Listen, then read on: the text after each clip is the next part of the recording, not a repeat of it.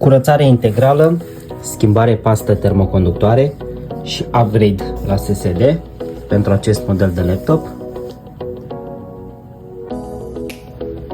Rămâneți lângă noi pentru a vedea rezultatul final.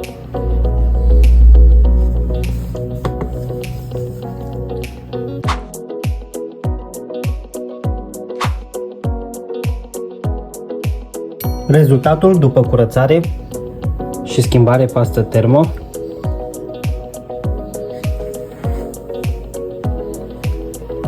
Mulțumim frumos pentru vizualizare!